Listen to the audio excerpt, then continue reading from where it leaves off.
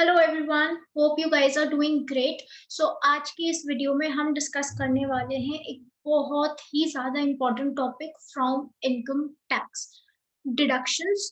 सो जो डिडक्शन का आपका क्वेश्चन है वो किस टाइप से वो पूछ सकते हैं। सबसे पहला जो टाइप है वो क्या करेंगे, आपको सेक्शंस दे देंगे। तो यहाँ पे आपको दिख रहा होगा कि हमारे पास अराउंड 20 डिडक्शंस होती हैं। इन 20 डिडक्शंस को अब क्या करेंगे, वो सपोज आपसे पूछ लेंगे एटीसी ऑप्शन में दे दिया, match the columns type, ATC, ATD, ATE इस तरीके से दिया। और राइट हैंड साइड पे आपको दे दिया ऑप्शन की इंटरेस्ट ऑन एजुकेशन या फिर एलआईसी प्रीमियम, इस टाइप से ऑप्शन दे देंगे और आपको मैच करना पड़ेगा कि कौन सा ऑप्शन किसके लिए सही है। So this was the first type कि वो ऐसे पूछ सकते हैं आपसे। जो सेकंड टाइप है कि वो आपसे क्या क्वेश्चंस इसमें पूछ सकते हैं, वो ये है कि वो डायरेक्ट आपसे पूछ लेंगे कि ये आपको सेक्शन है, ठीक है, 1 मार्क का नहीं, सॉरी, 1 क्वेश्चन में दे दिया आपने। उन्होंने पूछा कि एटीसी है, इसमें आप क्या क्या इंक्लूड कर सकते हो। तो इस टाइप का क्वेश्चन हो सकता है। या फिर वो आपको दे सकते हैं कि मैक्सिमम डिडक्शन लिमिट क्या है, किसी भी जो सेक्शंस हैं आपके पास उनमें मैक्सिमम डिडक्शन की लिमिट क्या दे रखी है। तो ये बहुत ही ज्यादा इम्पोर्टेंट है। और इम्पोर्टेंट तो है ही, साथ में जो चीजें यहाँ पे बता रखी है ना, सी थोड़ा सा ट्रिकी लगेगा, but we will try to memorise each and everything. Okay, क्योंकि काफी सारे 20 सेक्शंस है, छोटी बात नहीं है, और हर किसी की अपने अपने रूल्स एंड रेगुलेशंस उन्होंने दे रखे हैं। तो आपको देखना पड़ेगा कि कौन सी डिडक्शन किस चीज के लिए है, मैक्सिमम लिमिट क्या है, कौन कौन बेनिफिट ले सकता है उस डिडक्शन का। So this topic is very important. आज जो हम करने वाले हैं, we will study the basic part कि क्या डिडक्शन है, कौन से सेक्शन के अंदर कौन से वाले डिडक्शन है। एंड 80C जो सेक्शन 80 है ना, मैं भी आपको एक चार्ट बना रखा है, उसमें आपको दिखा दूंगी कि मैं क्या बोल रही हूँ। तो जो फर्स्ट वाला कॉलम है ना उस चार्ट का, वो आज हम पूरा करेंगे। So let's start with our topic, deduction. तो सबसे पहली चीज कि डिडक्शन है किस, अ, हमने पढ़ा है ना कि अलग अलग चैप्टर्स होते हैं, अलग अलग सेक्शंस होते हैं। तो जो आपका डिडक्शन है, जस्ट अ मिनट, जो आपका डिडक्शन है वो है चैप्टर 6 से। This is not via, VIA नहीं लिखा है, ये 6A लिखा है। ओके, तो डिडक्शंस कौन से वाले चैप्टर के अंदर आता है, आपका 6A के अंदर। तो हमारे पास अगर हम इनको कैटेगराइज करना चाहे तो we can bifurcate the deduction into 2 parts. पहला क्या है हमारे पास, पेमेंट बेस्ड डिडक्शन। तो पेमेंट बेस्ड डिडक्शन क्या होती है कि आपने कुछ चीज पे की है, अब कहाँ कहाँ पे की है वो हम आगे देखेंगे। आपने जो पेमेंट की थी उस पे आपको डिडक्शन मिलेगा। या फिर सेकंड चीज क्या हो सकती है आपके पास, income based deduction. Income based deduction क्या होती है कि आपको कुछ पैसे मिलने वाले थे, ठीक है, तो पैसे मिलने वाले हैं, that is also your taxable income. तो टैक्सेबल इनकम में अब क्या है कि वो आपको कुछ डिडक्शन उस पे दे देंगे। तो अगर हम टोटल देखें ना, ये जो बाइफरकेशन मैंने किया है ना, payment based and income based, ये मेरा नहीं है। ये जब आप बेयर एक्ट चेक करोगे ना, इनकम टैक्स की वेबसाइट पे आप जाना और वहां पे जब आप चेक करोगे तो 6A के अंदर उन्होंने ही ये डिविजन कर रखा है, payment based and income based. तो अगर हम बात करें आपका पेमेंट बेस्ड, तो अगर आप ये याद कर लोगे ना, नंबर्स जो मैंने ये दे रखे हैं यहाँ पे कि 3+4+3+4, तो ये काफी हेल्पफुल हो जाएगा। आप चीजों को ना ये एक तरीके से ना एक शॉर्टकट मान लो कि आप याद कर सकते हो। अच्छा, पेमेंट बेस्ड है ना, तो 80C सबसे पहला वाला जो हम सेक्शन करेंगे वो C होगा। तो C के अंदर आपके पास 3 है, फिर आएगा D आपके पास, तो D के पास आपके पास 4 चीजें आ रही हैं, फिर है E के अंदर आपके पास 3 चीजें आ रही हैं, फिर है F नहीं, G है, तो G में आपके पास 4 आ रहे हैं, और फिर एक GG है, उसके अंदर आपका 1 आ रहा है। तो you can remember it. Okay, ऐसे ही आपके पास इनकम बेस्ड जो है वहां पे है आपके पास 3+2, मतलब यहाँ पे हम 5 ही पढ़ेंगे। इनकम बेस्ड पे आपका इम्पोर्टेंट हो सकता है, जब मैं ग्रेजुएशन कर रही थी तो हमारी जो टीचर थी उन्होंने हमें कुछ इम्पोर्टेंट बताया था। तो जो मैं आपको यहाँ पे पढ़ाने वाली हूँ ना, मतलब बताने वाली, नॉट पढ़ाने वाली, बताने वाली हूँ, वो ही सारी जो डिडक्शंस थी, इससे डिडक्शंस बहुत सारी हैं, 1 या 2 नहीं है। और सी तो हम यहाँ पे स्टार्ट करते हैं, डिडक्शंस आपकी 80 ए से ही स्टार्ट हो जाती है। पर जो यूज़फुल है ना, वो आपकी 80 सी से लेकर 80 यू तक है। एग्ज़ामिनेशन पॉइंट ऑफ व्यू से कह लो, या फिर अगर हम नॉर्मली भी देखें, तो एक आम जो इंसान है उसके काम की यही डिडक्शंस है, तो हम यही वाली पढ़ने वाले हैं, हम एक्स्ट्रा नहीं पढ़ेंगे। जितना हमारे एग्जाम के लिए इम्पोर्टेंट है हम उतना ही करेंगे। Okay, so let's start with the chart. ये चार्ट याद हो गया ना, तो आपका आधा काम यहीं पर खत्म। ओके, नाउ सी, मैं थोड़ा सा इसको कम कर देती हूँ, just a minute. Yes, I hope कि अब ये पूरा आपके पास विजिबल होगा अच्छे से। Okay, so first of all, okay, so सबसे पहला जो है हमारे पास payment deduction, payment based deduction. इसके अंदर हमने अभी ऊपर ही बताया था कि आपके पास टोटल कितनी कैटेगरीज है, 5 कैटेगरीज हैं आपके पास। सबसे पहला जो कैटेगरी है इसके अंदर, now these are very important, so you have to memorise it. अगर आप साथ में कर रहे हो अभी ये वीडियो, तो आप इसके नोट्स बना सकते हो, अदरवाइज मैंने टेलीग्राम चैनल पे भी इसको शेयर कर दिया है, ठीक है, तो आप वहां से भी ले सकते हो।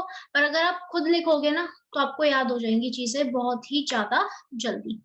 ओके, सो ये 5 कैटेगरीज है। The first one is investment, the second is your medical, then interest, donations and rent. अब इसको याद करने का जो मेरा निमोनिक है वो ये है, आई फॉर इन्वेस्टमेंट, एम मेडिकल आ जाएगा आपके पास, ठीक है, उसके बाद आई एम इन हो जाएगा आपके पास इंटरेस्ट, और डी हो जाएगा आपके पास, या डी बोलो या डू बोलो, डू हो जाएगा आपके पास डोनेशंस, और आर हो जाएगा आपके पास रेंट। तो ये जो आपका निमोनिक बना है यहाँ पे वो बना है आई एम इंडोर। तो I for investment, M for medical, interest stands for in, and DO stands for donations, and the last one is your rent. I am indoor, ठीक है। तो अगर हम ब्रॉडली देखें इसको, तो जो इन्वेस्टमेंट है वो आपके बात करता है सी वाले सेक्शंस का। कौन से वाले सेक्शंस का? सी फॉर कैट। वेयर एज जो मेडिकल है आपके पास, उसमें आ जाता है आपके पास डी। ओके, नाउ डी के साथ ना एक छोटा सा सेक्शन यहाँ पे आपको दिख रहा होगा, यू भी इसी के साथ है। तो जो मेडिकल एक्सपेंसेस में अगर आप मेडिकल बेस्ड कुछ पेमेंट्स कर रहे हो ना, तो उसमें आपका डी तो आता है, डी प्लस यू लास्ट वाला।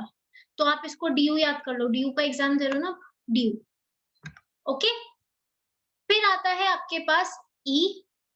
नाउ एफ नहीं है यहाँ पर, तो एफ को छोड़ दो। डोनेशंस में आ जाते हैं आपके पास जी, and the last one is your double G, G2।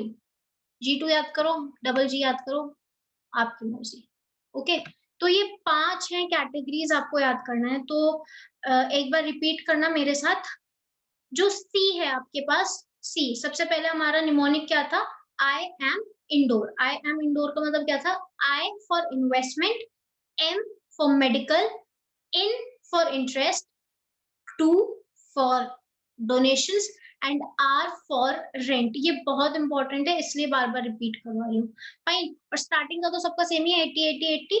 बाकी आपके जो लास्ट का जो आपके सफिक्स है, लाइक सी है, डबल सी है, सी डी है या डी है, वो चेंज होता रहेगा। तो अब हम इसको करेंगे।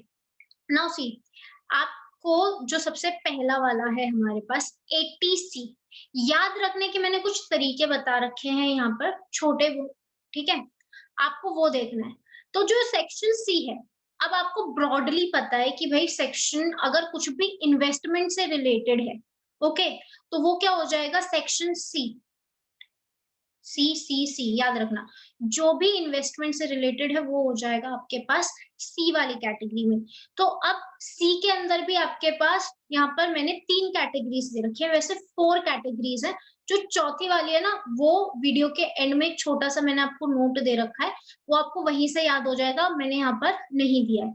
तो सबसे पहला है हमारे पास एटीसी, सिंगल सी है यहाँ पे, एटीसी।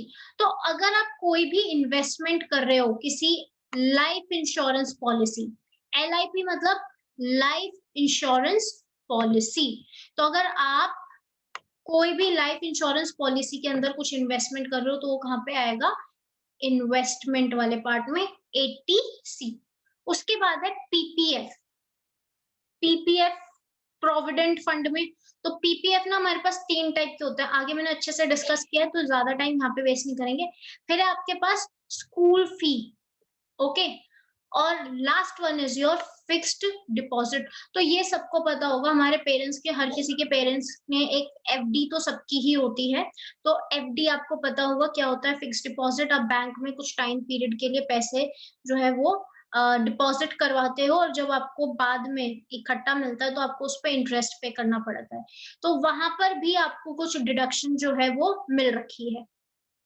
उसके बाद है हमारे पास eighty triple C. Eighty triple C क्या है आपके पास, अगर आपने कोई एन्युटी प्लान लिया है, जो लाइफ इंश्योरर है उसका कुछ एन्युटी प्लान है।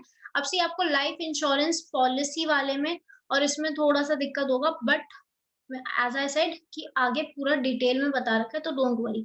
तो 80 ट्रिपल सी में क्या हो जाएगा आपके पास, annuity plan for life insurer, life insurer.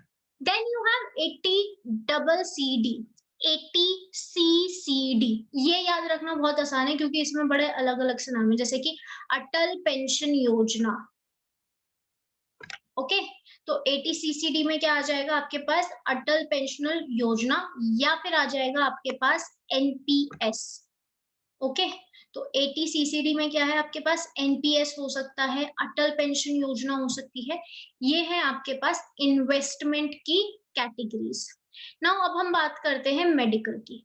तो मेडिकल भी बहुत आपका इजी टॉपिक है। सबसे पहले आता है यहाँ पे पास एटीडी, एटीडी मेडिकल। तो मतलब आपने कोई मेडिक्लेम, मेडिक्लेम हर किसी ने सुना होगा, हर किसी का एक हेल्थ इंश्योरेंस हो रखा होता है, मेडिकल इंश्योरेंस हो रखा होता है। तो उसमें क्या होता है कि आप, अगर आप क्या करते हो, एक फिक्स अमाउंट हर जो मंथ, नॉट मंथली, आप पर ईयर कुछ ना कुछ अमाउंट जो है वो, ये जो मेडिकल मेडिक्लेम आपकी जो जहां से भी आपने पॉलिसी ले रखी है, आप उनको एनुअली एक अमाउंट पे करते हो। एंड अगर आपके घर में किसी की तबीयत खराब हो जाती है, या फिर वो हॉस्पिटलाइज्ड हो जाता है कोई इंसान, इन दैट केस जो कंपनी है वो सारा जितना भी आपका खर्चा होगा उसको रीएम्बर्स करती है। तो एटीडी, मेडिकल इंश्योरेंस प्रीमियम, ठीक है। तो जो आपने मेडिकल इंश्योरेंस प्रीमियम पे कुछ एक्सपेंसेस किए हैं, तो आपको उस चीज पे भी डिडक्शन मिलेगा। तो एटीडी सिंपल है, medical insurance premium, okay. Repeat करते हैं, एटीसी में क्या था आपके पास, लाइफ इंश्योरेंस प्रीमियम का हो सकता है। 80 ट्रिपल सी में क्या था आपके पास, annuity plan of life insurance. 80 CCD में क्या था, एनपीएस या फिर Atal pension Yojana. Now coming back to eighty D, eighty D में क्या है आपके पास, मेडिकल इंश्योरेंस प्रीमियम पे कोई भी आपने एक्सपेंस किया है वो कहाँ पे आ जाएगा आपके पास, एटीडी। उसके बाद आता है हमारे पास एटी डबल डी। सी, ये बहुत इजी है याद करना, यहाँ पे डी है ना, और यहाँ पे सी, डिपेंडेंट डिसेबल्ड, डिपेंडेंट डिसेबल्ड। तो यहाँ पे भी डीडी है और यहाँ पर भी डीडी है। तो एटीडीडी में क्या हो जाएगा, medical treatment of dependent disabled. ये डिपेंडेंट डिसेबल्ड क्या होता है कि कोई ऐसा इंसान है जिसपे कोई डिसेबिलिटी थी, डिसेबिलिटी मतलब या तो वो हैंडीकैप है, या फिर कुछ हेयरिंग एड है उसको, या फिर कुछ विजुअल एड है उसको, या फिर कुछ फिजियोलॉजिकल कोई प्रॉब्लम है उनको।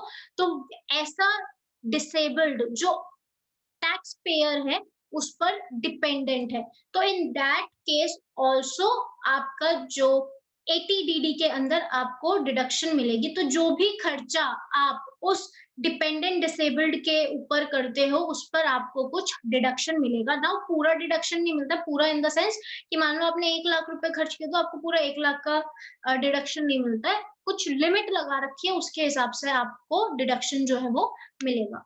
उसके बाद आता है आपके पास ATU। ATU में क्या है आपके पास, सिर्फ डिसेबल्ड पर्सन का। डिफरेंस समझ में आया। ATDD है आपके पास डिपेंडेंट डिसेबल्ड, मतलब वो आपके उसकी कोई अपनी इनकम नहीं है तो वो आपके ऊपर डिपेंडेंट है खर्चों के लिए। 80U में किसको मिलता है, सिर्फ एक डिसेबल्ड पर्सन को। तो यहाँ पे क्या हो सकता है, जरूरी नहीं है कि कोई अगर डिसेबल्ड है तो वो कमा नहीं सकता। हो सकता है कि वो डिसेबल्ड है पर उसका सोर्स ऑफ इनकम है, वो अच्छा खासा बिजनेस भी चला रहा है और अपने खर्चे अपने आप करता है। तो इन दैट केस उस इंसान को भी डिडक्शन मिलेगा अंडर सेक्शन 80U। 80U में क्या आता है, डिडक्शन टू डिसेबल्ड पर्सन। तो सबसे पहला था हमारे पास 80D, medical insurance premium expenses. 80DD, medical treatment of dependent disabled. 80U में कौन आ जाएगा, deduction to disabled person. Okay, उसके बाद है हमारे पास एक और सेक्शन है इसके अंदर, वो पहले विजिबल नहीं था, अब विजिबल है। सो 80DDB, 80DDB, यहाँ पे क्या है, medical treatment of specified diseases. अब ये स्पेसिफाइड डिजीजेस क्या है यहाँ पे, सी ये कोई छोटा मोटा डिजीज नहीं है कि किसी को जुकाम हो गया तो उसमें ये आ जाएगा। जो आपका इनकम टैक्स एक्ट है ना, उसके अंदर इन्होंने पूरा एक लिस्ट दे रखा है, ठीक है, कि जो कि बहुत ही ज्यादा यू कैन से कि बहुत ही ज्यादा भयंकर क्रॉनिक लाइफ डिजीजेस हैं, जो कि आसानी से ठीक भी नहीं होने वाली और जिनका खर्चा बहुत ही ज्यादा आ जाता है। जैसे जो एक कॉमन उसके अंदर लिखा हुआ था वो था HIV एड्स हो सकता है या फिर ऑटिज्म हो सकता है, ठीक है। तो ऐसी कोई डिजीज है तो उसके अंदर भी आपको डिडक्शन मिल सकता है अंडर सेक्शन 80DDB। तो 80D क्या था आपके पास, मेडिकल इंश्योरेंस प्रीमियम एक्सपेंस। आप भी मेरे साथ रिपीट करो, ये अभी वीडियो देखते देखते ही आपको ये पूरा चार्ट जो है वो अच्छे से याद हो जाएगा। और अगर ये याद हो गया ना, आधा काम यहीं पर खत्म। उसके बाद वाली जो चीजें they are very very easy. Okay, तो 80D क्या है आपके पास, medical insurance premium expenses. 80DD क्या है आपके पास, medical treatment of dependent disabled. 80U क्या है आपके पास, मेडिकल ट्रीटमेंट या फिर deduction to a disabled person. Last one is your 80DDB। इसमें क्या है कि ट्रीटमेंट ऑफ स्पेसिफाइड डिजीजेस। इसमें पूरा एक लिस्ट दे रखा है आपको, सिर्फ अगर वो वाली पर्टिकुलर कोई बीमारी है, इन दैट केस ओनली आपको ये वाला जो डिडक्शन है वो मिल सकता है। नाउ कमिंग टू इंटरेस्ट वाला पार्ट। तो इंटरेस्ट में मैंने क्या बताया था, ई। ओके, आई फॉर इंटरेस्ट होता है वो दूसरी बात है, पर जो सेक्शन है वो है यहाँ पर आपके पास ई। फाइन। तो अब ई में अगर हम देखें तो ई में हमारे पास 3 ही है। ऊपर किया था ना हमने 3 4 3 4 1। तो 80C के अंदर आपके वैसे 4 हैं, पर याद रखने के लिए हमारे पास सिर्फ 3 है। उसके बाद डी में आपके पास यू हैव 4, उसके बाद ई में आपके पास यू हैव 3, उसके बाद जी है, एफ नहीं, जी है आपके पास 4 एंड जी में आपके पास ओनली 1। सो सबसे पहले स्टार्ट करते हैं हम 80E से।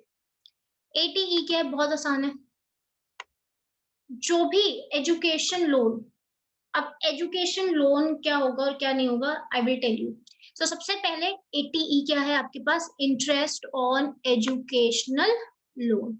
तो एजुकेशन से रिलेटेड अगर आपने कोई लोन लिया है, तो जब आपने लोन लिया है, ओके, तो आप पेमेंट करोगे और आपको इंटरेस्ट भी पे करना पड़ेगा। तो जो इंटरेस्ट आप पे करने वाले हो ना एजुकेशन लोन पे, उस पे आपको डिडक्शन मिलेगा। तो 80E में इंटरेस्ट, जो लोन का इंटरेस्ट है उस पे आपको डिडक्शन मिलेगा। तो फॉर एग्जांपल किसी ने 1 लाख रुपीस का लोन लिया और उसको 10% इंटरेस्ट जो था उसका बन रहा था, तो हर जो साल है वो 10-10 हजार रुपए देने वाला है, या हर महीने वो 10-10 हजार रुपए देने वाला है। तो इन दैट केस जो ये 10,000 इंटरेस्ट वाला अमाउंट है उस पर डिडक्शन मिलेगा, प्रिंसिपल अमाउंट पे नहीं। डिडक्शन मिलेगा किस पे, जो आपका इंटरेस्ट अमाउंट है। जो प्रिंसिपल वाले अमाउंट है ना, जो जहां पर प्रिंसिपल पे आपको डिडक्शन मिलता है, वो यहाँ पर नहीं है, वो आपका सेक्शन 10 में जाता है। रिमेंबर दिस, सेक्शन 10 में जो प्रिंसिपल अमाउंट से रिलेटेड है ना आपके पास, वहां पे आता है। उसमें भी कुछ स्पेसिफिक सेक्शंस हैं, जैसे आई गेस 10 भी है और भी कुछ है, तो वहां पे तो वो इतना इंपॉर्टेंट नहीं है। ये इंपॉर्टेंट है कि interest on education loan, E for education, E for education loan, ऐसे याद हो जाएगा। Then you have ATEE and ATEEA, ये कुछ सिमिलर ही है, ठीक है, इसीलिए मैंने एक कैटेगरी में यहाँ पे इनको लिख रखा है। तो ATEE आपने इसको 4+4+4 भी कर सकते हो, सारों में 4-4 है, पर हमने कुछ बाइफरकेशन ऐसा कर रखा है ताकि आपको याद करने के लिए इजी हो जाए। तो सबसे पहले ATEE और ATEEA। तो ATEE में क्या है आपके पास और ATEEA में क्या है आपके पास? House loan interest. तो जब आप, आजकल लोग हाउस लोन लेते हैं, ठीक है, आपको कोई घर बनाना है, घर खरीदना है, तो आपने एक हाउस लोन लिया उस पे, तो जो प्रिंसिपल अमाउंट है उस पे डिडक्शन मिलता है सेक्शन 10 में, पर जो इंटरेस्ट अमाउंट है उस पे डिडक्शन मिलता है ATEE के अंदर। तो ATEE में क्या मिलेगा? सिर्फ इंटरेस्ट पे। तो ATE क्या था? Education loan. ATEE और ATEEA क्या है आपके पास? House loan interest. उसके बाद है हमारे पास ATEEB। ये बहुत आसान है। आसान कैसे? आप व्हीकल्स खरीदते हो, कार खरीदते हो, ठीक है, उस पे भी आपको जो अगर आपने लोन पे कोई व्हीकल खरीदा है ना, लोन पे व्हीकल खरीदना कोई बड़ी बात नहीं है, पर किस टाइप का व्हीकल खरीदा है दैट इज इम्पोर्टेंट। तो यहाँ पे देखो आपको दिखेगा कैसे वाले पे मिलेगा? सिर्फ इलेक्ट्रिक व्हीकल। आजकल चल रहे हैं ना इलेक्ट्रिक व्हीकल, टेक्सा के और भी काफी सारी कंपनी है जो इलेक्ट्रिक व्हीकल बना रहे हैं। तो गवर्नमेंट क्या कह रही है कि अगर आप इलेक्ट्रिक व्हीकल खरीदते हो लोन लेके, इन दैट केस उस लोन पे जो आप इंटरेस्ट पे करोगे वहां पर आपको डिडक्शन जो है वो मिल जाएगा। ओके, तो रिवाइज फिर से नहीं करेंगे, लास्ट में करेंगे, बहुत रिवाइज हो गया। नाउ आपका जो नेक्स्ट है वो है ATG, डोनेशन वाला पार्ट।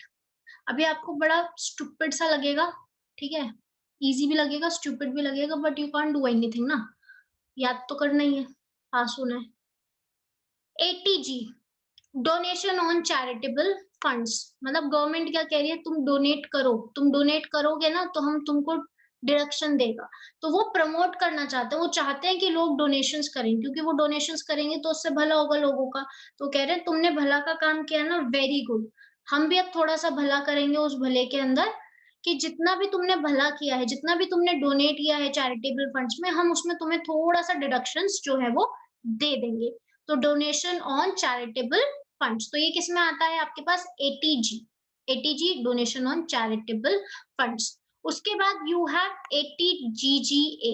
ATGGA में क्या है कि अगर आपने कोई साइंटिफिक रिसर्च के लिए डोनेशन दिया है या फिर रूरल डेवलपमेंट के लिए आपने कोई डोनेशन दिया है, तो आपको डिडक्शन मिलेगा under section ATGGA, under section which ATGGA। Okay, तो डोनेशन फॉर साइंटिफिक रिसर्च या फिर रूरल डेवलपमेंट। ये बहुत मतलब ऐसा क्वेश्चन दे देते हैं ना, यही 4 ऑप्शन दे देंगे और यहीं पे आपको ये सारी चीजें लिख के दे देंगे, बोल देंगे मैच द फॉलोइंग, फिर करते रहना। क्योंकि अब तो याद है सारे डोनेशन के, ATG याद था, अरे हाँ जी में तो डोनेशन था, पर ATG में कौन सा डोनेशन था, ए में कौन सा डोनेशन था, वो भूल जाएंगे, तो वो नहीं भूलना है। तो ATG में क्या है आपके पास? Charitable funds. ATGGA में क्या है आपके पास? डोनेशन फॉर साइंटिफिक रिसर्च या फिर rural development. Then comes ATGGB। ATGGB सुन के बड़ा अच्छा लगेगा तुमको। ATGGB क्या है कि अगर कोई कंपनी किसी पॉलिटिकल पार्टी को डोनेशन देता है, ठीक है, तो अगर आप किसी पॉलिटिकल पार्टी को डोनेशन दे रहे हो तो उस कंपनी को वहां पर भी आपका जो है वो डोनेशंस मिल जाए, डिडक्शन जो है वो मिल जाएगा। तो यहाँ पे वो क्या कह रहा है ATGGB में कि political parties by company, donation to political parties by company. तो अगर कोई कंपनी दे रही है डोनेशन तो वहां पर भी आपको डिडक्शन मिल जाएगा। अब इसमें कंफ्यूजिंग क्या है, देखो जीजीबी में कंपनी अगर कर रही है तो डोनेशन मिलेगा, सी में कोई इंडिविजुअल, ये पीपी का मतलब वही है पॉलिटिकल पार्टी, तो सी में क्या बोल रहा है वो कि अगर कोई इंडिविजुअल कर रहा है इन दैट केस उसको डिडक्शन मिल जाएगा।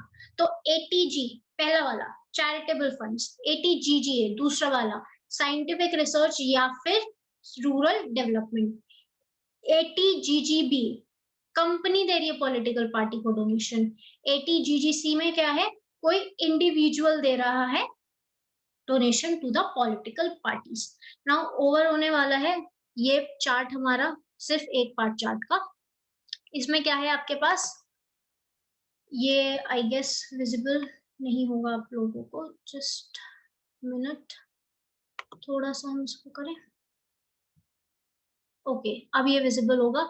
तो रेंट है यहाँ पर, रेंट गेट डबल जी। तो अगर आप अपने घर का रेंट पे कर रहे हो, अपने घर का जो आपने ले रखा है रेंट पर, और आप वहां पर कोई रेंट पे कर रहे हो, तो गवर्नमेंट कह रहा है अच्छा घर तुम्हारा है, तुम्हें रेंट पे करना है करो, नहीं करना मत करो। पर अगर तुम कर रहे हो तो मैं तुमको डिडक्शन दूंगा, कौन से सेक्शन के अंदर, अंडर सेक्शन 80GG। तो 80GG के अंदर क्या आ जाएगा, रेंट पेड फॉर होम। अब सी होम है वो, आप अपने ऑफिस के लिए पे करोगे कुछ नहीं मिलेगा, ठीक है, अपनी दुकान के लिए करोगे कुछ नहीं मिलेगा। होम किसी रेजिडेंशियल प्रॉपर्टी का अगर आप रेंट पे कर रहे हो, इन दैट केस आपको ये वाला जो 80GG है उसके अंडर आपको डिडक्शन मिलेगा। तो ये जो फर्स्ट पार्ट था, मतलब अगर आपको ये याद हो गया है ना, तो आधा पड़ाव आपका पार हो चुका है, आपने आधा काम अपना कर दिया है। तो मतलब आपने कितने यहाँ पे सेक्शंस देखे हमने, वैसे तो 17 है टोटल, पर हमने क्या बोला, ये 3-3 करके करेंगे। तो फिर से एक बार क्विक रिविजन करते हैं इसका। सबसे पहला investment, eighty C, LIC, RPF, school fees, PPF, फलाना डिंका, ओके। उसके बाद eighty CCC, annuity plan of life insurance, eighty CCD, NPS या फिर अटल पेंशन योजना, इसका नाम ही अलग है तो यह तो ऐसे ही याद हो जाएगा, ओके। फिर अब आते हैं हम मेडिकल वाले लाइन पे। मेडिकल में सबसे पहले एटीडी, सिर्फ जो आपने मेडिकल इंश्योरेंस प्रीमियम किया है उसके एक्सपेंसेस पे। Eighty DD dependent disabled, eighty U disabled person, DDB specified diseases. फिर आता है हमारे पास इंटरेस्ट, सबसे पहला eighty E interest on education loan, eighty EE या फिर eighty EEA interest on house loan, eighty EEB interest on electronic vehicle, not electronic, electric vehicle. उसके बाद donation, eighty G charitable funds, GGA scientific research या फिर रूरल डेवलपमेंट। उसके बाद एटीजीजीबी कंपनी डोनेट कर रही है पॉलिटिकल पार्टी को, एटीजीजीसी इंडिविजुअल डोनेट कर रहा है पॉलिटिकल पार्टी को। Last one eighty GG rent paid for home. तो पूरा हो गया, कूल। अब इसके बाद हम आते हैं नीचे अपना इनकम बेस्ड, ओके। इसका मैं फिर से बता देती हूँ, जो पीडीएफ नहीं, नॉट पीडीएफ, इसके जो नोट्स हैं वो मैंने टेलीग्राम पे शेयर कर दिए हैं, स्क्रीनशॉट लेना है ले सकते हो, नहीं तो ये आपको टेलीग्राम चैनल पर मिल जाएगा इजीली, ओके। तो अब आते हैं, हम बात करते हैं इनकम बेस्ड डिडक्शन।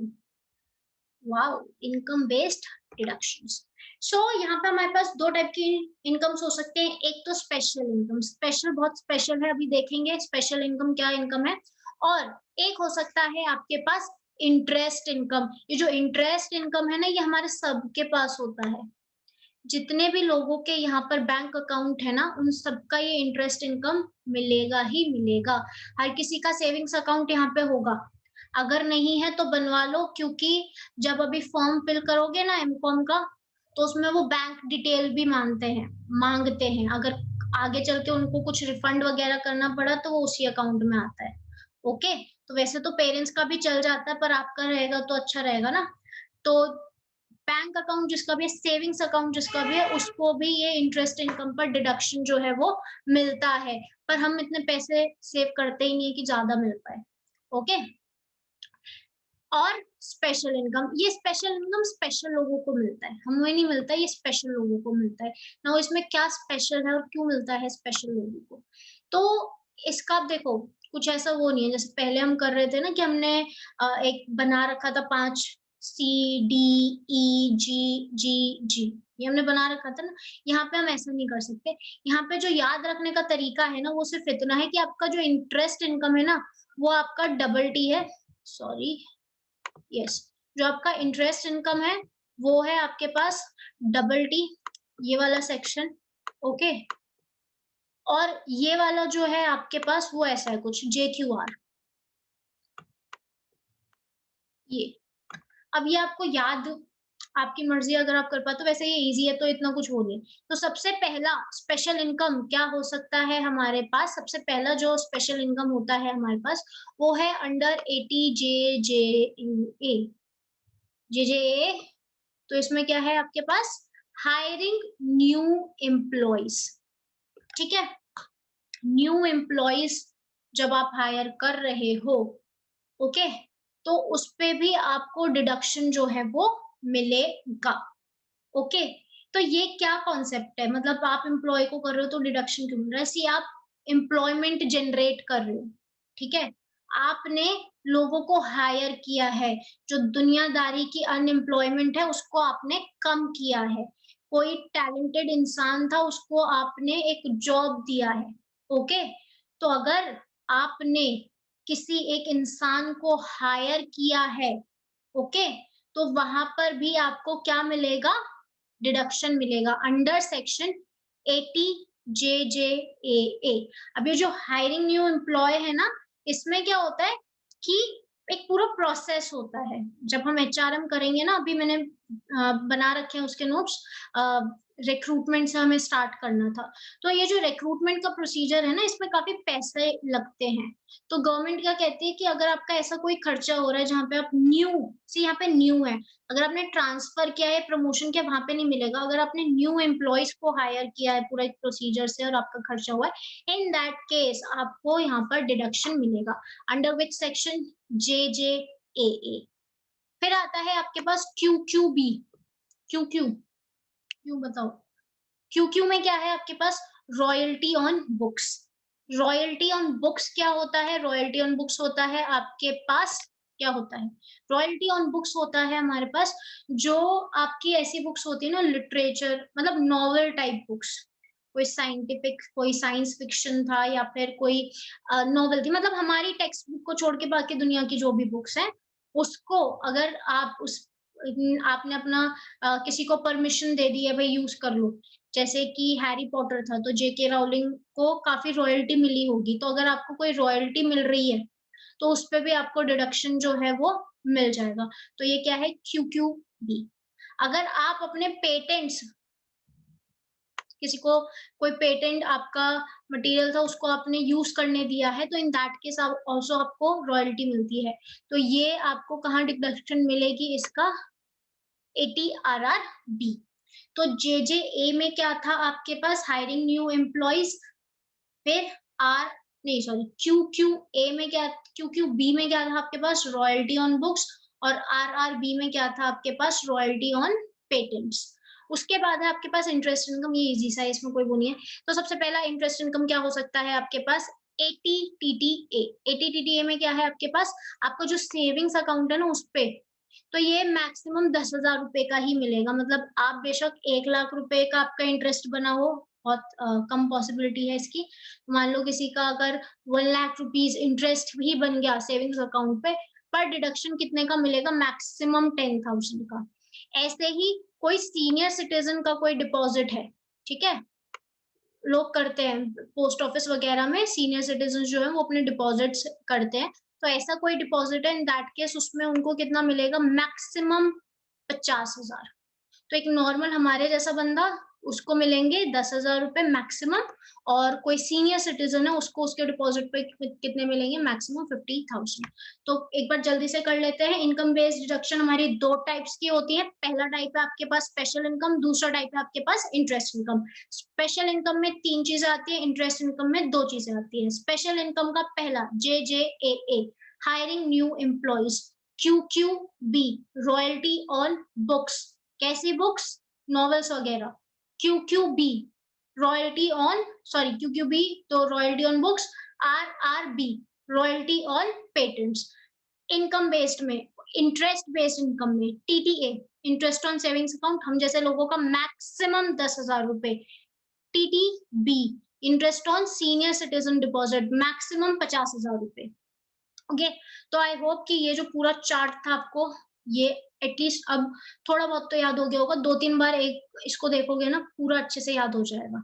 ठीक है, और डिडक्शन चैप्टर मौज लेना फिर। अब हम करने वाले हैं स्पेसिफिक एक एक सेक्शन। तो सी आज की वीडियो में क्योंकि आपने देखा यहाँ पे कितने सारे सेक्शंस हैं, कुछ कितने सेक्शंस हैं, 17 ऊपर नीचे 5, देख लो। तो बहुत सारे 22 सेक्शंस है, तो एक दिन में तो ये पूरा नहीं हो पाएगा। आज जो पहला वाला था ना, deduction in respect of investment वाला जो पार्ट है आपका, ये हम पूरा कर देंगे। मतलब जो सी वाला पार्ट था वो हम पूरा कर देंगे। बहुत इजी सा है, क्योंकि बेसिक चीजें हमें पता लग गई। एटीसी में लाइफ इंश्योरेंस ये वो सारी चीजें आती हैं, तो वो यहाँ पे आप बहुत आराम से कर लोगे। तो यहाँ पे सी किस किस को अवेलेबल है ये। ओके, तो कंपनी का तो लाइफ इंश्योरेंस होता नहीं है, किसी इंसान का ही होगा। ठीक है, तो यहाँ पे ये 2 ही लोगों को आप दे सकते हो। सबसे पहले 80C के अंदर डिडक्शन किस किस को अवेलेबल है। एक है आपके पास कोई इंडिविजुअल और एक है आपके पास कोई HUF। तो कोई इंडिविजुअल या फिर कोई HUF, हिंदू अनडिवाइडेड फैमिली का कोई मेंबर, तो उसको डिडक्शन मिलेगा on investment in LIC, PF, PPF etc under section 80C। Maximum permissible, मतलब ये जो 80C है उसके अंदर मैक्सिमम कितना डिडक्शन आप ले सकते हो गवर्नमेंट से, 1.5 लाख रुपए का। 1.50 या 1.5 lakhs, 1,50,000 का ही आपको डिडक्शन परमिसिबल है। ये नहीं कि जितना मर्जी इन्वेस्टमेंट कर दिया और उसके बाद पूरे का डिडक्शन मांग लो, नहीं। मैक्सिमम 1,50,000, इस अमाउंट को याद रख लो। नाउ ये टाइप्स दे रखे हैं यहाँ पे। ओके, तो 80cc जो है आपके पास डिडक्शन, 80cc नहीं 80C, 80C पढ़ रहे हो, 80C में जो डिडक्शन है आपको, वो आप कह सकते हो कि 5 हेड में आप टोटल डिवाइड कर सकते हो। एक तो है आपके पास लाइफ इंश्योरेंस, अगर आपकी कोई लाइफ इंश्योरेंस पॉलिसी है। अब देखो लाइफ इंश्योरेंस पॉलिसी में कौन कौन आएगा, ये जो SSC लिखा है, SSC वो नहीं है, स्टाफ सिलेक्शन कमीशन, वो नहीं है। S मतलब सेल्फ, अपना आपने ले रखा है, स्पाउस वाइफ का है, या फिर चिल्ड्रन, सेल्फ स्पाउस चिल्ड्रन। फिर नेक्स्ट प्रोविडेंट फंड में आप इन्वेस्ट करते हो, यहाँ पे भी सेल्फ स्पाउस चिल्ड्रन।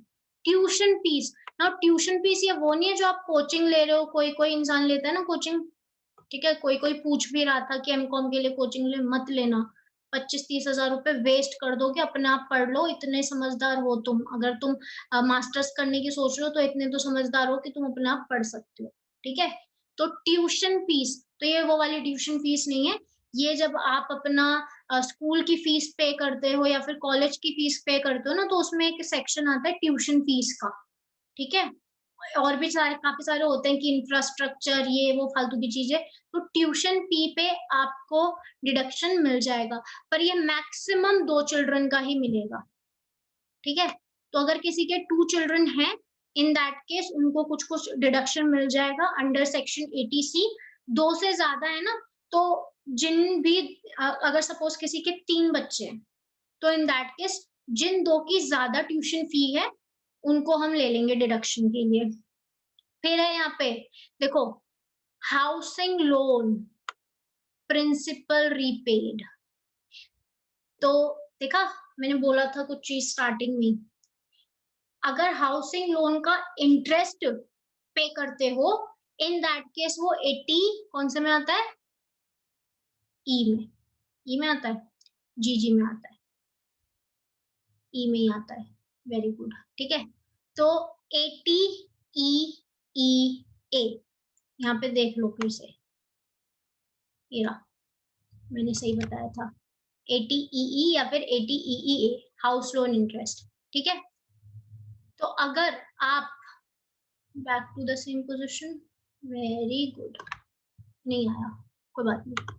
ठीक है, तो अगर आप हाउसिंग लोन का प्रिंसिपल रीपे कर रहे हो, इन दैट केस तो आपको 80C में डिडक्शन मिलेगी। अगर आप इंटरेस्ट पे कर रहे हो, रीपे कर रहे हो, तो इंटरेस्ट पे कर रहे हो तो आपको कहाँ पे मिलेगा, ईई या फिर ईईए। और कुछ अदर इन्वेस्टमेंट आ गई।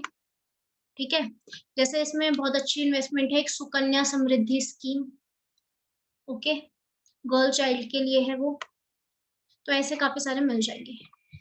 तो इसमें क्या है कि जितनी भी आप इन्वेस्टमेंट कर रहे हो, अगर आपको डिडक्शन चाहते हो 80C के अंदर, तो वो आपको कहाँ मिलेंगे, all investments payment in 80C must be actually paid with in the relevant previous year. तो मतलब मान लो ये असेसमेंट ईयर है आपका 21-22, अगर आपका असेसमेंट ईयर है, तो जितनी भी आपने 80C के डिडक्शन पाने के लिए इन्वेस्टमेंट किए हैं, वो आपको कब करनी है, 2021 के अंदर आपकी जो पेमेंट्स थी वो हो जानी चाहिए। अब सबसे पहला जो है इसके अंदर वो क्या है आपके पास, लाइफ इंश्योरेंस।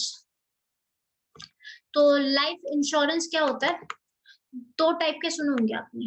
एक तो होता है आपके पास लाइफ इंश्योरेंस, जो कि एक प्योर इंश्योरेंस होता है, यहाँ पे देखो मैंने लिख रखा है। एक है आपके पास लाइफ पॉलिसी। तो लाइफ पॉलिसी क्या है, ये प्योर इंश्योरेंस है। प्योर इंश्योरेंस का मतलब क्या, कि इसमें जो इंश्योरर है, मतलब जिसने इंश्योरेंस लिया है, जिसके नाम की वो पॉलिसी, अगर उसकी डेथ हो जाती है तो उसकी फैमिली को एक सर्टेन अमाउंट मिल जाएगा, जितने का भी वो इंश्योरेंस था। अगर उसकी डेथ नहीं होती है तो सारे पैसे गए पानी में, कुछ नहीं मिलेगा बाद में। तो this is your pure insurance. एक होता है हमारे पास एंडोमेंट पॉलिसी, जीवन आनंद करके सुना होगा, बहुत फेमस है लाइफ इंश्योरेंस की, लाइफ इंश्योरेंस कॉर्पोरेशन का एक जीवन आनंद करके होता है। तो उसमें क्या है, वो एक एंडाउमेंट पॉलिसी है। तो ये इंश्योरेंस भी है कि अगर डेथ हो जाती है उस पर्सन की, तो इन दैट केस कुछ अमाउंट मिलेगा, परंतु डेथ नहीं होती है तो आपको एक अच्छा खासा अमाउंट मिल जाएगा।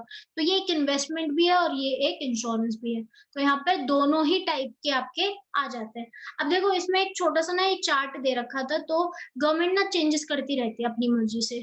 तो यहाँ पे क्या कहा कि अगर जो आपको ये जो मिलेगा, ये जो लाइफ इंश्योरेंस है, ये प्रीमियम पे मिलता है आपको। तो अगर आपने प्रीमियम 2012 से पहले, ठीक है, पे की है, तो आपको 20% ऑफ एक्चुअल सम एश्योर्ड। तो मतलब मान लो कि किसी को 10 लाख रुपए मिलने वाले थे, ठीक है, बाद में, मतलब पूरा जब हो जाएगा तो 10 लाख रुपीज मिलने वाले थे, तो 20% 2 लाख रुपए तक का मिल सकता है। ठीक है, पर इसमें भी अब कुछ किस्से कहानियां हैं, वो मैं आपको बता देती हूँ। एक छोटा सा चार्ट बना रखा है, टाइम लाइन है, ये वैसे इतना इंपॉर्टेंट नहीं है, बस पढ़ लो अगर जस्ट इन केस उन्होंने उनका मन कर गया, वो तो मन मौजी आदमी उन्हें। ओके, तो डिडक्शन अगर आपकी 2012 से पहले की है, सी ये टाइम लाइन है, तो अगर 2012 से पहले की है तो 20% मिलेगा, जो भी इंश्योरेंस पॉलिसी आपने इशू की है। और 2012 के बाद के, मतलब अब तक के जितने भी है, तो 10% ऑफ सम एश्योर्ड।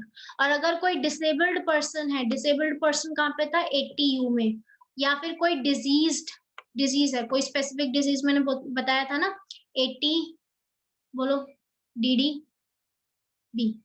ओके, तो वो कहाँ पे आ जाएगा आपके पास, ये वाला। तो यहाँ पे क्या है, 15% ऑफ सम एश्योर्ड। तो एग्जेम्पशन भी मिलता है, सी जो ये लाइफ इंश्योरेंस पॉलिसी है, इस पर आपको एग्जेम्पशन भी मिलता है। तो एग्जेम्पशन आपको 80CCD में मिलता है, 80 सॉरी CCD नहीं, 8010 अंडर सेक्शन 10 सबसेक्शन 10D। वहां पे क्या है आपके पास कि बाद में मिलेगा, जब मेच्योरिटी हो जाएगी ना, तब आपको कुछ एग्जेम्पशन मिल जाएगा। ओके, और डिडक्शन कब मिलती है, डिडक्शन आपको अब भी मिलेगी now, under which section, 80C। Okay, जो CCD की याद आ गई, कैफे कॉफी डे। ओके, तो ये एक छोटा सा एग्जांपल देख लो यहाँ पे। ठीक है, तो जैसे मान लो कि 80C छोटा सा है, पर ये जो अभी मैंने ऊपर कॉन्सेप्ट समझाया ना, ये आपको अच्छे से समझ में आ जाएगा। तो जो एक्चुअल कैपिटल एश्योर्ड थी, मतलब किसी इंसान ने, कोई इंसान था, ठीक है, राम नाम श्याम, ओके, तो ये एक इंसान था, इसने इंश्योरेंस प्रीमियम अपना पे कर रहा था, और जो सम एश्योर्ड था, मतलब 10 साल बाद, 5 साल बाद जो भी इसको अमाउंट मिलने वाली थी वो कितनी थी, 5 लाख, ओके। और इसका एक बेटा था, ये रहा सन, एटीयू वाला। एटीयू में क्या आता है आपके पास, डिसेबल्ड पर्सन, ओके। तो इसका भी था 4 लाख रुपए का, ओके। तो अब सी, ये 2012 से पहले का, 31/3/2012 है ना, तो 2012 से पहले का फाइनेंशियल ईयर, तो यहाँ पे इसको मिल जाएगा 20%, तो ये जो 1 लाख है। अब देखो इसने प्रीमियम कितना पे किया था, इंश्योरेंस प्रीमियम में कितना पे कर रहा था, 51,000 का, तो जो इसको डिडक्शन मिलेगा वो 51,000 का ही मिलेगा। मतलब या तो लोअर वैल्यू, अगर आपकी प्रीमियम कम है तो वो लोगे, नहीं तो ये जो 20% है सम एश्योर्ड का वो लोगे।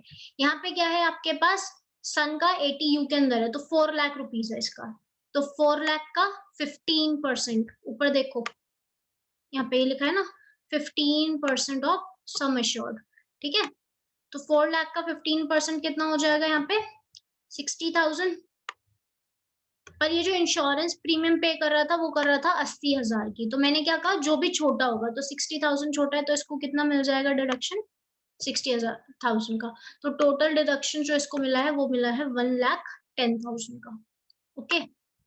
नाउ नेक्स्ट वन, ये था पहला लाइफ इंश्योरेंस प्रीमियम। अब है आपके पास इंश्योरेंस प्रीमियम या फिर premium paid in respect of a contract for deferred annuity. Deferred annuity क्या होती है, कि आपने लाइफ का इंश्योरेंस किया है, ठीक है, deferred annuity on the life of the individual, spouse या फिर किसी चाइल्ड का। तो ये क्या मिलती है, एन्युटी मतलब क्या होता है कि आपको आफ्टर डेथ जो पैसा मिलेगा वो, तो इसको हम एंडाउमेंट पॉलिसी भी कहते हैं, ओके। नाउ ये सिर्फ छोटी छोटी चीजें हैं, इनको याद कर लो, बहुत डीप में घुसने की जरूरत नहीं है, थोड़ा बहुत है। Any sum deducted from the salary payable to of a government employee for securing a deferred annuity. तो ये याद रखना, ये सिर्फ गवर्नमेंट एम्प्लॉय के लिए, हम जैसे लोगों के लिए नहीं है। अगर किसी गवर्नमेंट एम्प्लॉय ने किसी ऐसी स्कीम में लिया है डेफर्ड एन्युटी में, उसने कुछ पैसे दिए हैं, इन दैट केस उसको भी मिल जाएगा। तो यहाँ पे जो डिडक्शन लिमिट वो है क्या है, 1/5 ऑफ द सैलरी। तो अगर किसी की 50,000 सैलरी है तो उसको 10%, मतलब कि 1/5 मतलब 10,000 रुपए तक का मिल जाएगा उसको डिडक्शन, ओके। उसके बाद you have contribution to approved annuity plan. अब ये अप्रूव्ड एन्युटी प्लान क्या होता है, ऑफ एलआईसी, मतलब कि लाइफ इंश्योरेंस कॉर्पोरेशन ने कुछ प्लान्स अप्रूव कर रखे हैं, एन्युटी प्लान्स अप्रूव कर रखे हैं, सिर्फ एलआईसी के नहीं, और भी जो कंपनीज है जैसे टाटा वगैरह का। तो अगर उसमें आप कंट्रीब्यूट कर रहे हो तो वहां पर भी आपको डिडक्शन जो है वो मिल जाएगा। तो समझ में आया। अब नेक्स्ट है आपका, हम पढ़ रहे थे ना, ये चार्ट देखो जरा एक बार, याद आएगा। सबसे पहला हमने लाइफ इंश्योरेंस कर लिया, अब हम करेंगे प्रोविडेंट फंड। सिर्फ 80C आपका थोड़ा सा बड़ा है, बाकी के जो दो हैं वो बहुत ही छोटे छोटे हैं, ठीक है। तो provident fund and superannuation funds, तो जो आपके प्रोविडेंट फंड होते हैं वो बेसिकली आपके पास तीन तीन टाइप के होते हैं। एक है आपके पास एसपीएफ, एक है आपके पास आरपीएफ, और एक है आपके पास पीपीएफ। तो एसपीएफ और आरपीएफ, एसपीएफ मतलब क्या होता है, स्टैट्यूटरी प्रोविडेंट फंड, आरपीएफ क्या होता है, रिकग्नाइज्ड प्रोविडेंट फंड। तो ये सिर्फ एम्प्लॉयज के लिए है, मतलब जहां पे आपका एम्प्लॉयर एम्प्लॉय का रिलेशनशिप होगा वहां पे। सुपर एनुएशन क्या होता है, आफ्टर 58 ईयर्स, तो यहाँ पे जो बॉस है वो भी पैसे जो है वो देगा।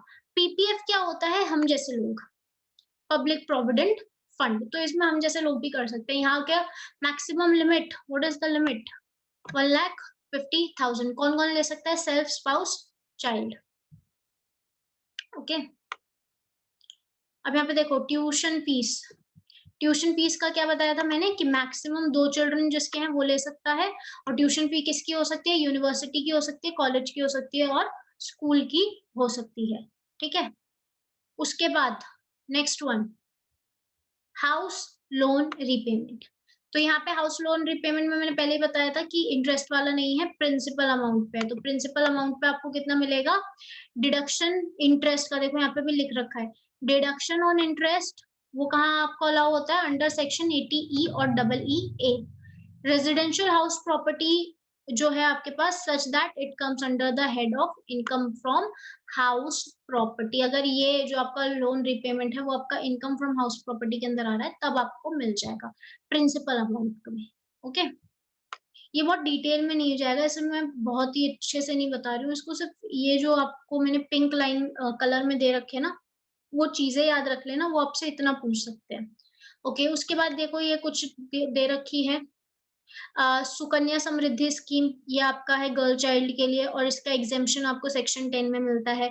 उसके बाद एनएससी, एनएससी क्या होता है आपके पास, नेशनल सेविंग सर्टिफिकेट्स 8। फिर ULIP, unit linked insurance plan, ऐसा कोई है आपके पास तो वहां पे मिल जाएगा। यूटीआई में भी मिल जाएगा आपके पास, म्यूचुअल फंड में, और कोई भी डिपॉजिट स्कीम जो गवर्नमेंट ने नोटिफाई कर रखी है उसके अंदर भी। तो ये कुछ नाम है, ये देख लेना। एंड एफडी पे आपको मिल सकता है, फिक्स डिपॉजिट सब करवाते हैं, पोस्ट ऑफिस में भी कुछ लोग फिक्स डिपॉजिट करते हैं। तो इन सब का डिडक्शन आपको कहाँ मिलता है, एटीसी। और यहाँ एटीसी की कहानी खत्म होती है। अब हम आते हैं किस पे, 80 डबल नहीं ट्रिपल सी। 80 ट्रिपल सी में क्या है आपके पास, contribution to certain pension funds. तो पेंशन फंड में अगर आपके पास आरपीएफ सी, अगर एम्प्लॉय पीएफ है तो वो क्या होगा आपके पास एटीसी में, अगर पीपीएफ है, पब्लिक प्रोविडेंट फंड है, तो वो भी कहाँ पे आ जाएगा आपके पास, एटीसी में। तो पेंशन स्कीम कोई बैंक या फिर इंश्योरर की है तो वो किस में आएगी, 80 ट्रिपल सी में। नेशनल पेंशन सिस्टम, एनपीएस या फिर अटल पेंशन योजना, वो किस में आएगी आपके पास, 80CCD या फिर 80CCD, मतलब ये दोनों जो है ये आएगी आपके पास 80CCD में। 80 ट्रिपल सी में कौन सा आएगा, सिर्फ pension schemes bye banks and insurers. Okay, याद रखना। तो 80CCC में कौन सा आता है, जो कि नोटिफाइड बाय द गवर्नमेंट है, सिर्फ वो वाले आपके पेंशन फंड्स आते हैं 80 ट्रिपल सी के अंदर। तो इसमें क्या होता है, कौन सी अमाउंट डिडक्टेबल होगी, जो या तो आपने अमाउंट डिपॉजिट की है वो, या फिर 1.5 लाख, 1.5 लाख रुपए, या जितनी आपने अमाउंट डिपॉजिट की है वो आपके पास डिडक्टेबल होगी। तो सी 1.5 लाख हर किसी में ही आ रहा है, तो वो याद करने में ज्यादा टाइम नहीं लगेगा।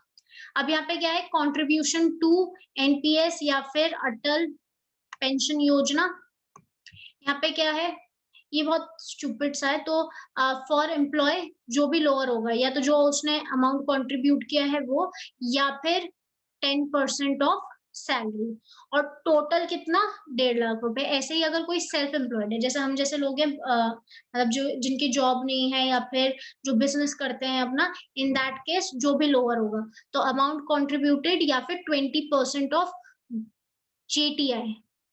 मैंने एक क्वेश्चन पूछा था टेलीग्राम ग्रुप पर और काफी सारे लोगों ने आंसर गलत किया था। जीटीआई मतलब क्या है हमारे पास, ग्रॉस, बोलो, ग्रॉस टोटल इनकम, ना कि taxable income. Taxable income different होता है और ये डिफरेंट होता है। ओके, उसके बाद यहाँ पे कुछ फालतू की चीजें दे रखी है यहाँ पर। फॉर एम्प्लॉयर क्या है, देखो एम्प्लॉयर के लिए 1.5 लाख वाली लिमिट एप्लीकेबल नहीं है, ये छोटा सा दिख रहा होगा यहाँ पे, ठीक है। तो अमाउंट कंट्रीब्यूटेड 10%, 14% ऑफ सैलरी, बहुत इजी सा है, 14% of central government employee. Okay, ये जो 10% और 14 दे रखा है ना, मैंने सी दो रेट्स दे रखे, 10%, 14%। तो 40% किसके लिए, सेंट्रल गवर्नमेंट के एम्प्लॉय के लिए, और 10% बाकी जो भी बच गया इंसान उसके लिए। ओके, नाउ कमिंग टू बहुत ही छोटा सा 80E। 80E में इन्होंने बता रखा है, देखो सबका भी इन्होंने क्या कहा कि 80C में 1.5 लाख है, उसके बाद ट्रिपल सी में 1.5 लाख है, फिर CCD में भी 1.5 लाख है। अब इन्होंने 80CCE में क्या बोला कि अंडर सेक्शन ये जो पूरा 80 वाला है उसके अंदर मैक्सिमम आपको 1.5 लाख मिलेगा। मतलब ऐसा नहीं कर सकते हो कि भाई तुम 80C के अंदर तुमने 1.5 लाख का कर दिया, ठीक है। जैसे सपोज कोई इंसान समझदार बनेगा, वो 80C के अंदर भी इंश्योरेंस पॉलिसी ले लेगा सपोज 1.5 लाख रुपए की, यहाँ पे ट्रिपल सीसी में भी कोई पेंशन प्लान चूज कर लेगा 1.5 लाख रुपए का, और सीसीडी में भी अटल पेंशन योजना में उसने सपोज 1.5 लाख लगा दिए, तो अब क्या आप उसको 1.5 प्लस 1.5 क्या उसको 4.5 लाख का डिडक्शन मिलेगा? गवर्नमेंट ने कहा नहीं, हम पागल नहीं है, हम तुमसे ज्यादा समझदार। उसने कहा ये जो तुमने कैलकुलेशन किया बढ़िया किया, वेरी गुड, ठीक है, परंतु मैक्सिमम जो तुमको अंडर सेक्शन ये जो 80 है पूरा, उसके अंदर मैक्सिमम 80C वाले पार्ट में आपको कितना मिलेगा? 1.5 लाख का, 1.5, तो क्या है आपके पास 1.5 लाख बोल रहा हूँ मैं, 1.5 लाख रुपए का, ठीक है, तो 1,50,000 का आपको जो डिडक्शन है वो मिल जाएगा अंडर सेक्शन 80CCE। तो मतलब ये ओवरऑल है, ओके, सेपरेट सेपरेट नहीं, ओवरऑल। तो काफी जगहों पे वो ऐसा करते हैं, वो आपका पागल बनाते हैं कि पहले आपको सेपरेट सेपरेट हेड में पूरा पूरा कैलकुलेशन करना पड़ेगा, उसके बाद ओवरऑल आपको 150 मिलेगा। अब कोई कहेगा कि जब हमें मिलना ही 150 है तो हम पूरा ही 150 ऐसे लिख देना, पर ऐसा नहीं होता है, क्योंकि जो भी आपका जो टैक्स आप निकालते हो पूरा आपको सही से कैलकुलेट करना पड़ता है, दिखाना पड़ता है, तो इसलिए मैक्सिमम आपको कितना मिल सकता है? 1,50,000। तो आज के लिए बस इतना ही, बाकी का हम नेक्स्ट वीडियो में करेंगे। एंड मैं एक वीडियो स्टैट्स पे आपकी बना रही हूँ, मतलब काफी सारे टॉपिक जैसे कोरिलेशन, रिग्रेशन, ये वाला जो पार्ट है वो हम ऑलरेडी फिनिश कर चुके हैं, और जो उसका बाकी वाला जो पार्ट है वो या तो मैं पहले वीडियो बना दूंगी कोरिलेशन और रिग्रेशन की, वो आप कर लेना, उसके बाद जो स्टार्टिंग का पार्ट है आपका मीन डेविएशन और ये वो हम तब कर लेंगे। Okay, so till then keep preparing, stay safe and thank you.